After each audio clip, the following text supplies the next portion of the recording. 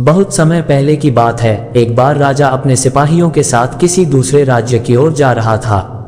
रास्ते में घने जंगल के कारण राजा और उनके सिपाही अपना मार्ग भटक गए। कुछ दिन जंगल में भटकने के बाद राजा और उनके सिपाही एक गांव पहुंच गए। सिपाहियों का खाना खत्म हो गया था।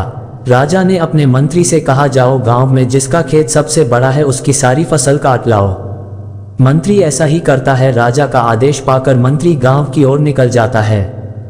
खेतों के आसपास मंत्री को कोई नहीं दिखता। इधर उधर भटकने पर एक किसान मंत्री को मिल जाता है। मंत्री उस किसान से पूछता है, यहाँ का सबसे बड़ा खेत कौन सा है? किसान उसको एक खेत की ओर ले जाता है। थोड़ी आगे चलने के बाद किसान उसको बताता है, ये हमारे गांव का सबसे बड़ा खेत है। मंत्री उससे पूछता है, गांव में लोग क्यों नहीं दिखाई देते हैं? चतुर किसान की कहानी। किसान बोलता है, पास में ही हमारे कुलदेवता का एक मंदिर है जहां प्रतिवर्ष पूजा होती है। सारा गांव वही गया है। मैं भी वहीं से आ रहा हूं। मुझे खेत पर कुछ काम था इसलिए मैं थोड़ा जल्दी आ गया।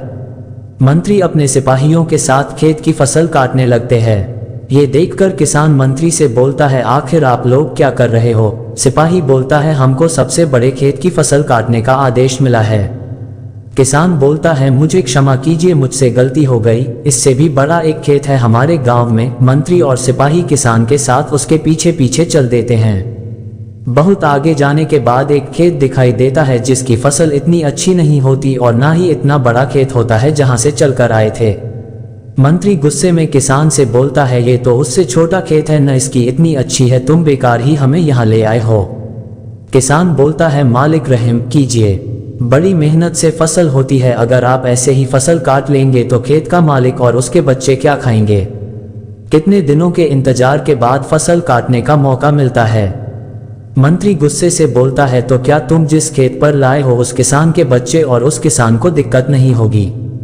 किसान बड़ी विनम्रता से कहता है, मालिक अगर उस किसान को कोई दिक्कत होती तो वह आपको अपने खेत में आपको लेकर क्यों आता? क्या ये खेत तुम्हारा है? जी हजूर, यह खेत मेरा है, उससे छोटा है पर मेरा है। आप इसकी सारी फसल काट लीजिए, मुझे कोई आपत्ति नहीं है। पर जिस खेत पर मैं आपको ले गया था वह मेरा खेत नहीं था।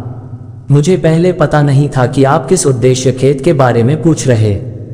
जब मुझे ये ज्ञात हुआ कि आपको फसल काटना है तो मैं अपने खेत पर ले आया, क्योंकि मैं स्वयं इसका मालिक हूँ और इस खेत की फसल पर मेरा पूरा अधिकार है, इसलिए मैं आपको यहाँ लेकर आया। मंत्री किसान की बात सुनकर बड़ा प्रसन्न हुआ। वह अपने सिपाहियों को लेकर वापस चला गया और राजा को सारा किस्सा सुनाया। राजा ने उस किसान को अपने पास बुलाया और उसकी पीठ थपथपाई। राजा ने उसको खुश होकर इनाम में सोने के सिक्कों से भरी एक थैली दी और किसान की फसल का उचित दाम दिया। इस प्रकार से किसान की ईमानदारी और चतुराई के चलते किसान को अपनी फसल का अच्छा दाम भी मिला और उसको इनाम में सोने के सिक्के भी मिल गए।